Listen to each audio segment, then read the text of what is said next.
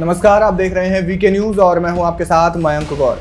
Israel और Hamas के बीच की खूनी जंग लगातार बढ़ रही है और ये जंग अब पूरे मिडिल ईस्ट को अपने आगोश में ले रही है।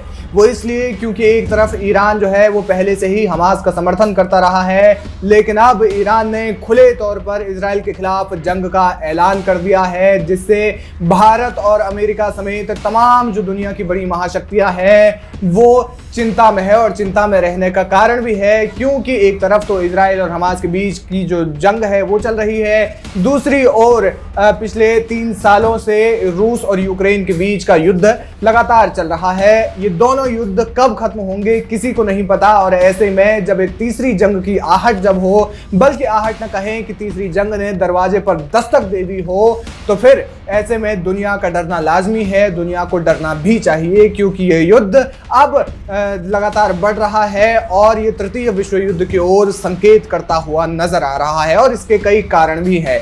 इजराइल का आप नक्शा स्क्रीन पर देख रहे होंगे। इस नक्शे में आप देख सकते हैं कि इजराइल इकलौता बीच में है और चारों ओर से वो लगभग मुस्लिम देशों से घिरा पड़ा है। ऐसे में ये इन मुस्लिम देशों के साथ में इजराइल का जो दोस्ताना है वो कभी बहुत अच्छा नहीं रहा। इजराइल के रिश्ते बहुत अच्छे इन देशों के साथ में नहीं रहे, खासकर सीरिया, ईरान और जॉर्डन के साथ में। दूसरी ओर इजराइल और हमास जंग के बीच में इजिप्ट से भी इजराइल ने अपने रिश्ते खराब कर दिए, क्योंकि गाजा पट्टी से निकलने के लिए जो इकलौता रास्ता इजिप्ट का था वो रास्ता भी बीच में इजराइल ने ब्लॉक कर दिया था। वहां पर भी जबरदस्त बमबारी हुई, जिसकी वजह से इजिप्ट से भी रिश्ते बहुत अच्छे नहीं रह गए हैं। ये जंग का ऐलान भी सिर्फ यूं ही नहीं हुआ। 1 अप्रैल को इजराइल ने ईरान के दमिश्क में दूतावास पर हमला कर दिया था, जिसमें कि कई नागरिकों की मौत हो गई थी। इसके अलावा कई अधिकारियों की भी मौत हुई थी। आपको बता दें, इस अटैक में कई ईरानी कमांडर मारे गए थे, मगर इजराइल का यही हमला अब पूरे वर्ल्ड को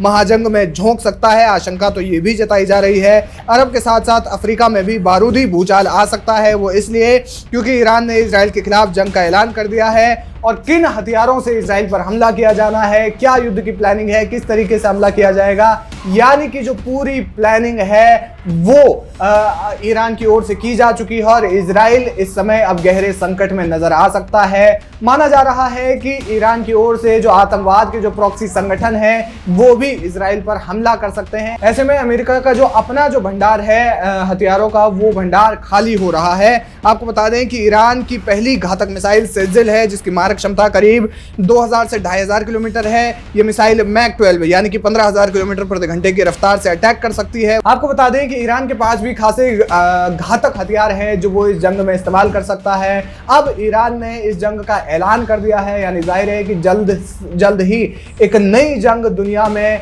पैदा होने वाली है, जिस जंग का जो खामियाजा है वो न सिर्फ इजराइल बल्कि पूरी दुनिया भुगतने वाली है। और इसी के चलते अब क्या कुछ होगा वो देखने वाली बात होगी। लेकिन यूएन की मध्यस्थता अब इसमें कितना काम करेगी ये भी एक अहम सवाल है, क्योंकि जब से इजराइल और हमास युद्ध हुआ है यूएन की मध्यस्थता को लगभग ज्यादातर बार जो है वो नकारा जा रहा है। अब ऐसे में क्या कुछ करना होगा, क्या कुछ दुनिया की बड़ी महाशक्तियां करेंगी, ये देखना अहम होगा। लेकिन आपको क्या लगता है कि ईरान ने जिस तरीके से इजराइल के खिलाफ अब जंग का ऐलान कर दिया है उससे दुनिया पर क्या प्रभाव पड़ेगा? हमें कमेंट करके जरूर बताएं।